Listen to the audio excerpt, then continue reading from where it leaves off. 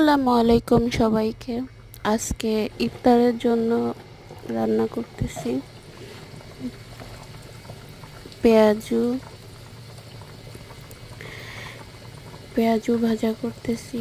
এটা মসুর ডালের পেঁয়াজু।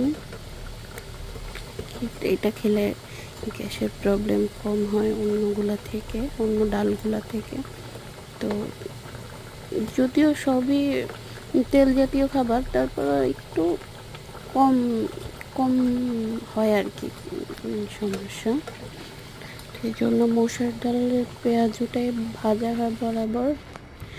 আর এই যে বেসন রেডি করতেছি, এই যে বুট প্রায় হয়ে আসছে আমার ছোলা,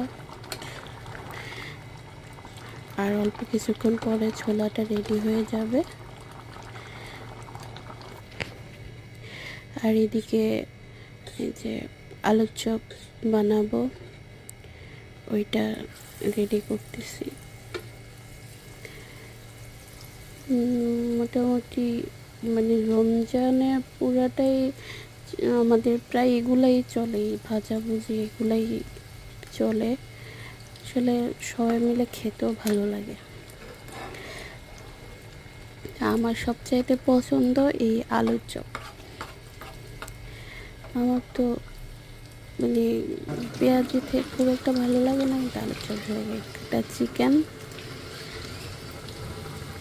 এটা আমার ভাইয়ের অনেক পছন্দ চিকেন। আর এই যে ডিম চপ ভাজা হচ্ছে, ডিম চপ রেডি করতেছি।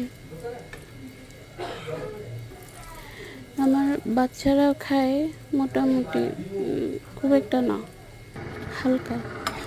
আর এই যে বেগুনি ভাজা করতেছি।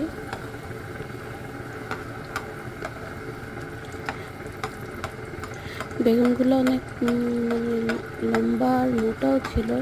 আমি এগুলো মাঝখান দিয়ে একটা ফালি করে দিলাম, একটু চিকন হয়েছে। এটা ডুবো তেলে ভাজা করলে বেশি ভালো হতো, বাট চেষ্টা করতেছি তেল জাতীয় যতই জিনিস হোক একটু কম তেলে রেডি করার আর কি।